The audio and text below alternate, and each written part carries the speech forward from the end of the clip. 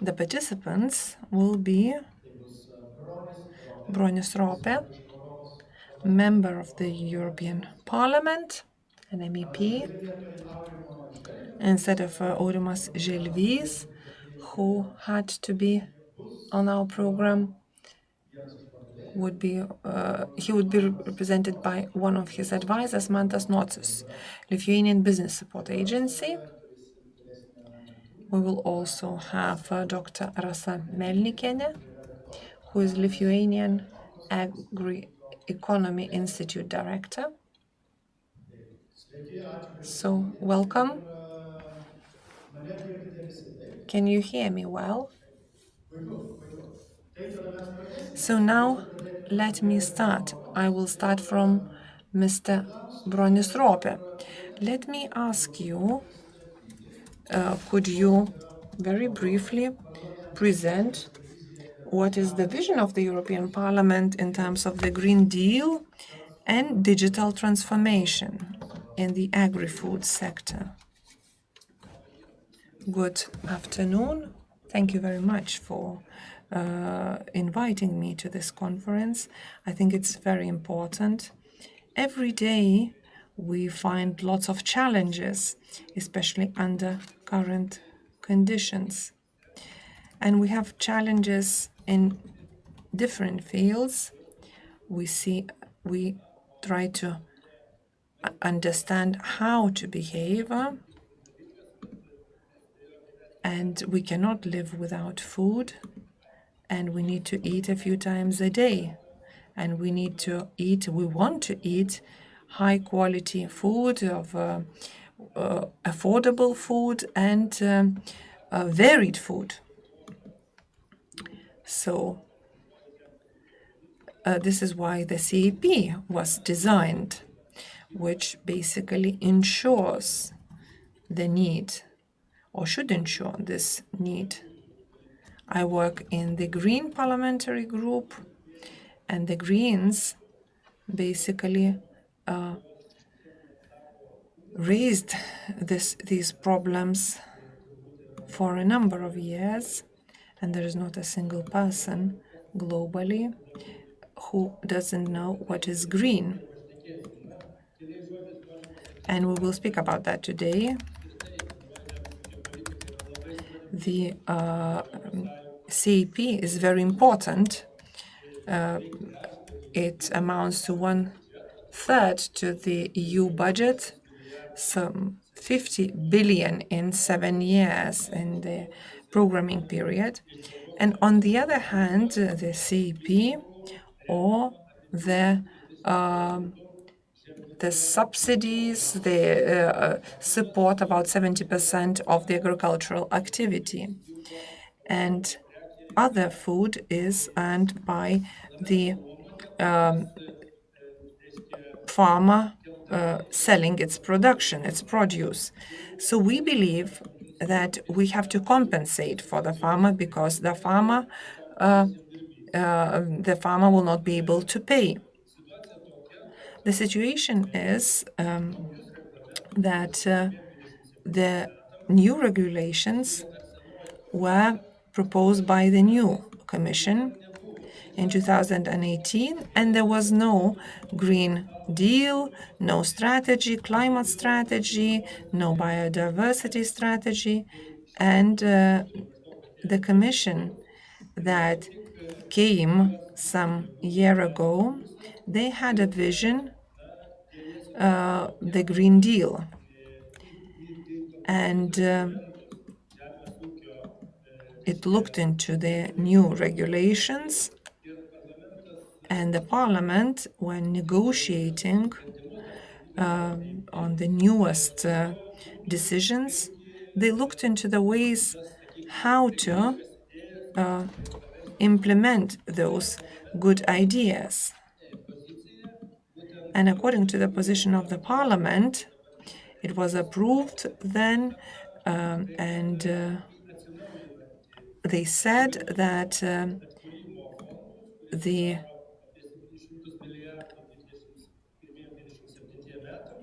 funds, the recovery funds, should include climate, green issues, the strategy from farm to fork, and it has been agreed that 37% will be allocated for the climate programs, the support of young farmers, and new technologies, new needs.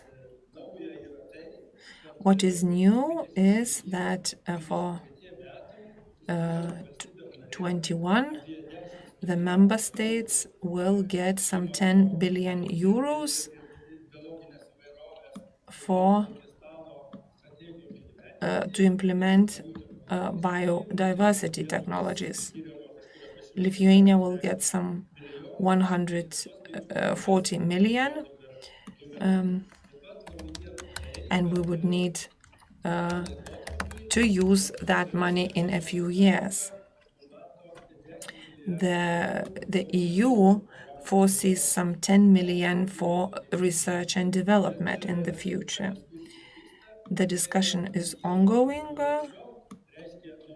So what is new is that we will invest into the advance of science, and it will reach the farmer and will help the farmer to produce high quality and affordable produce. Thank you very much. Dr. Melnikienė, since we will receive a lot of money in terms of Green Deal, let me ask you to share your ideas in terms of the Lithuanian vision, the Green Deal, and the digital transformation. I don't like these discussions about a lot of money, the pouring of money. Let us speak about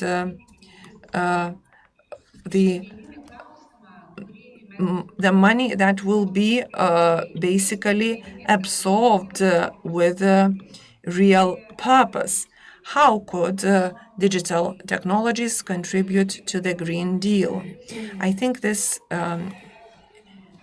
basically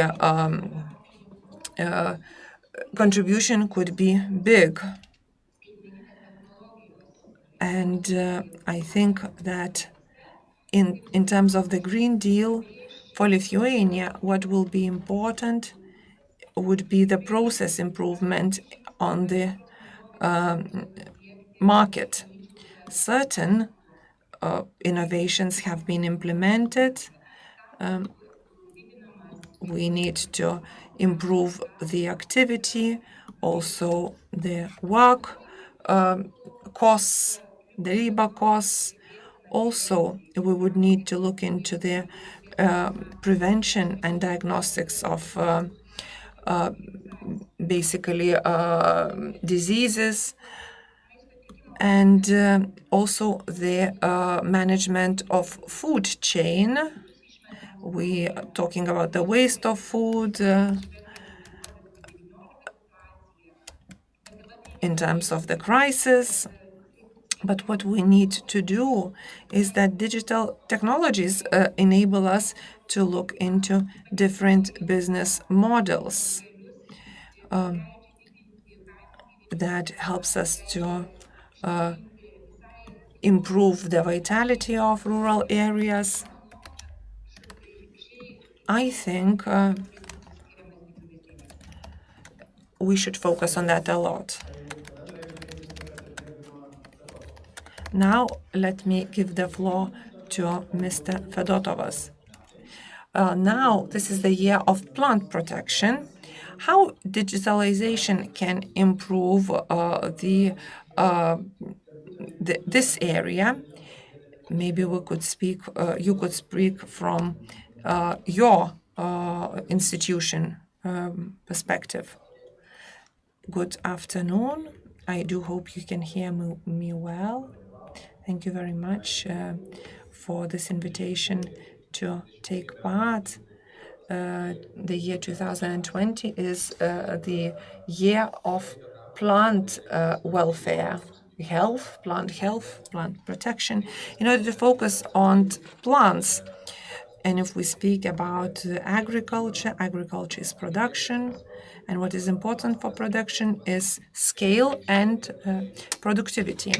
So here I think that when we speak about plant health in the production of agriculture, in the context of production, globally, 1 year we lose $220 billion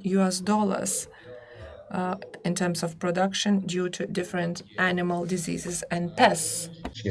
These are huge figures. We have been trying to make calculations how they would translate in practice in Lithuania. And we have counted that Lithuania per year loses about 5 million euro. Maybe the figure is not that impressive, but let me stress that it's just a small range of diseases and pests that we are observing in our service. Otherwise, in terms of the Green Deal, and also in terms of production, I believe that every farmer and consumer cares about sustainable production and consumption. And today we could say that plant health is managed in a modern way, but it is not at all a modern approach. There are many aspects that are related with plant health, that are related with manual labor, monitoring, lab research, sample testing and the research, writing of documents, localization of the hotspot of the disease, eradication of it. In the last years, the progress has been considerable. However, it is not at all advanced in terms of IT perspective, as well as AI perspective. So I believe that a wider application of modern technologies would result in better economy developments and speeding up of operations, which would help us save huge amounts of time and money. In fact, if we're talking globally, and if we say that until 2050 we'll have to feed 9 billion people, the improvements that could be brought about by digitization and IT, the unification of the processes into systems, is very important, and it would be very useful to people and farmers. Thank you. Let me also ask again, why you said that technologies and AI and robotics are so important, but why are they facing so many obstacles to enter this sector? What is lacking? Where does the problem lie? Mr. Sergejus. First of all, new technologies are always expensive. And agriculture is also very full of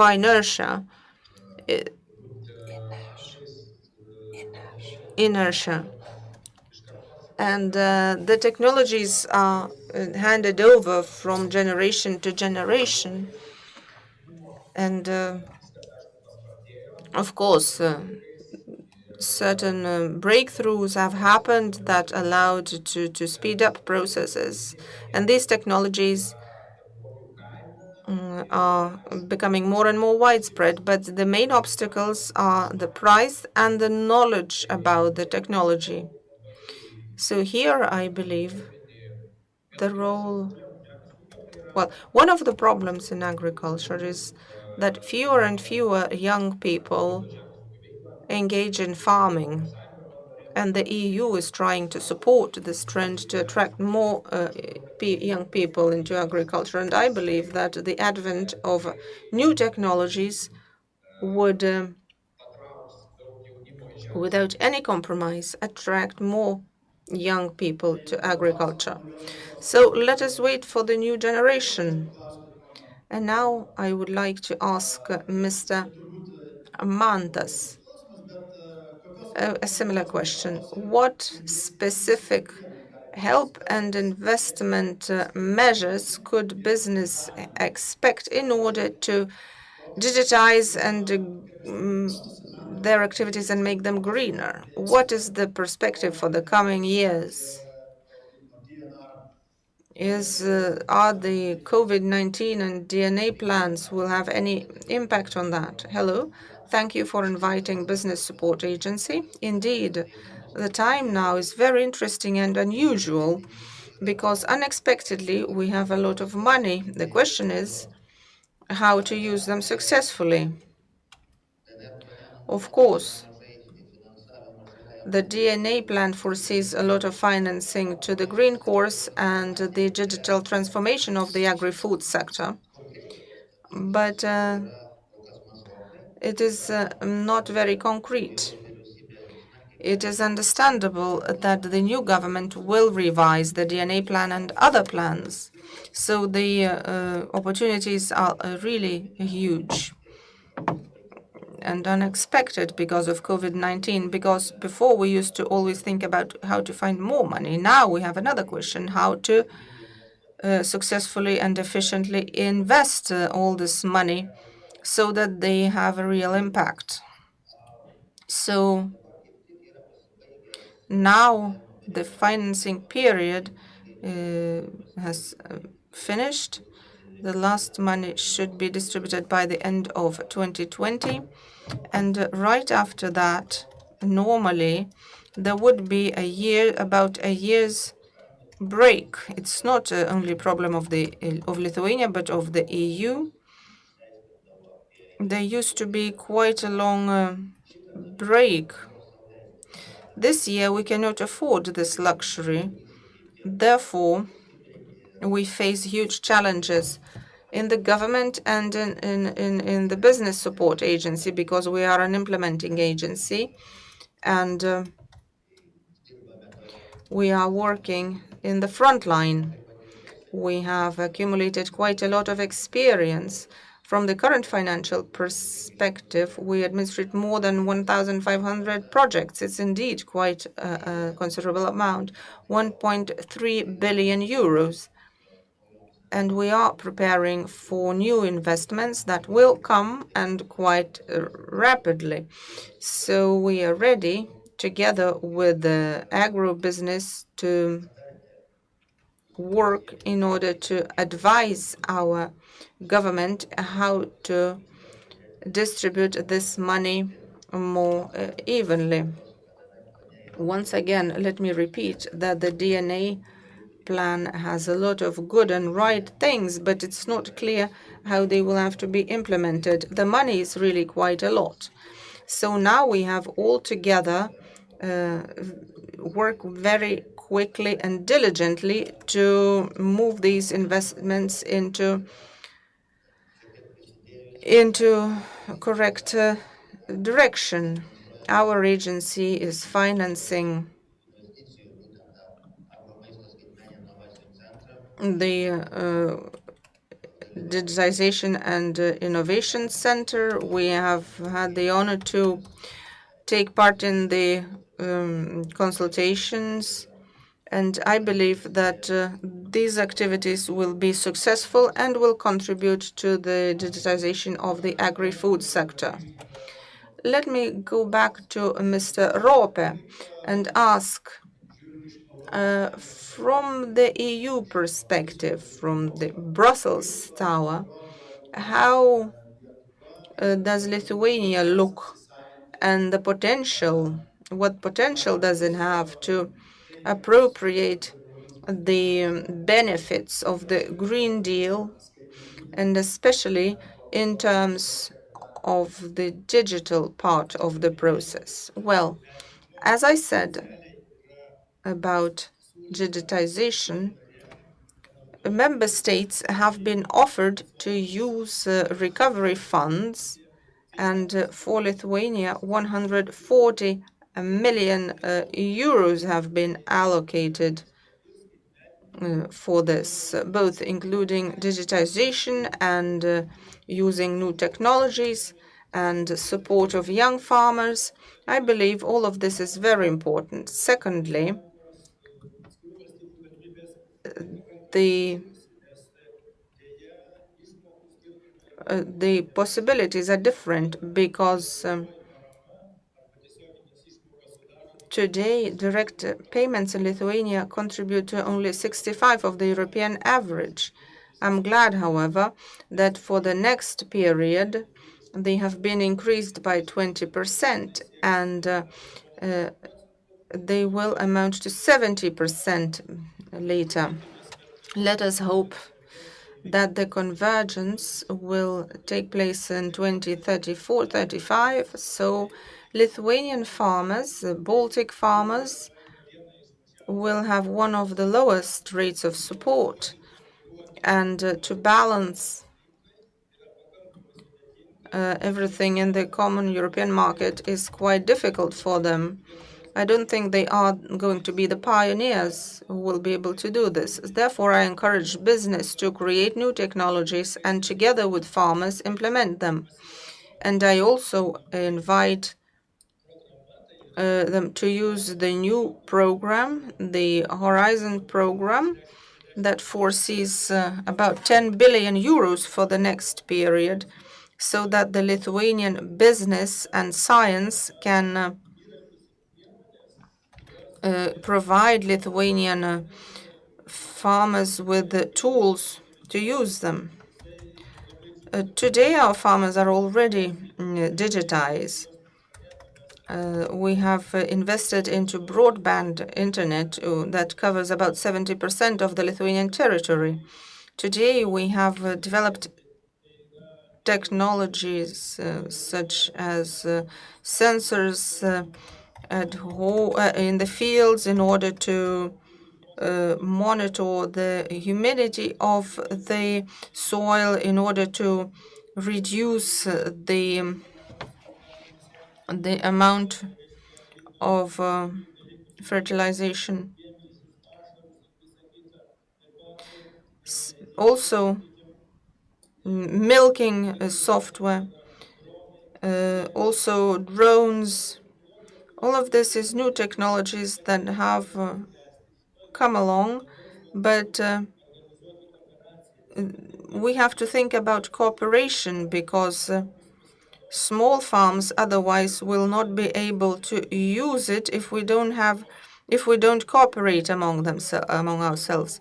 And the third thing that is important is that all member states, including Lithuania, for the first time will have to present eco schemes, greening programs, climate change programs, from farm to table programs. All of this will be included into eco schemes, and about 30% of support will be granted through eco schemes. So it is very important that the Lithuanian science, farmers and politicians would create eco schemes that would help us reduce the resources but increase the effect. Dr. Melnikienė, today somebody said that it is more and more difficult to attract young people. Maybe because of this, this probably is one of the reasons why there are fewer and fewer young people coming to this sector. How do you believe it would be possible to use this potential more, attracting more people to this sector. Indeed, Lithuanian agriculture, as well as in other countries, is facing the problem of generation change. Also, quite many farmers are only partially active, and it is quite a challenge for them to implement new technologies. However, along with young people, we see a more widespread use of digital technologies in terms of new business models. They try to cooperate, and they try to combine agriculture with other activities.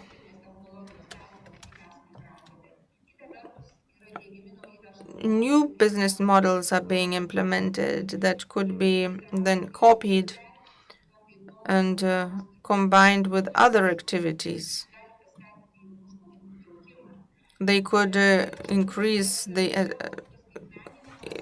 attractiveness of the sector to other young people. So, and here I'd like to agree to Mr. Ropė.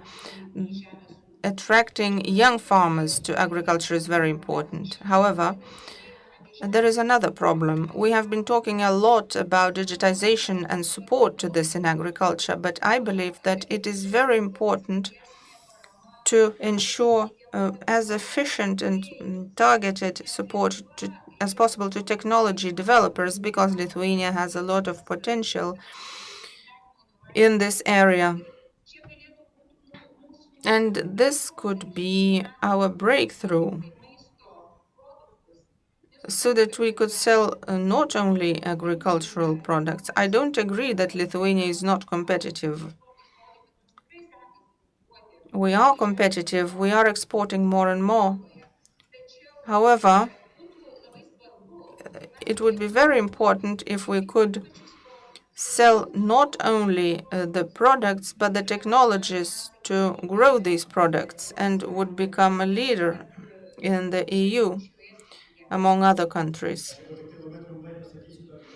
Very briefly, a comment. We got a comment from India, which says, it is in English, but it says that we understand how many chemicals there are and how polluted the air in India is as compared with the Baltic states. The reality is that Indians understand this, and they would rather buy EU products than Indian products, because unfortunately the situation with air pollution there is tragic. So at least our products are very competitive because of this. Our time is drawing to an end, unfortunately, and thank you very much for your insights. I would like to thank all the participants of the discussion.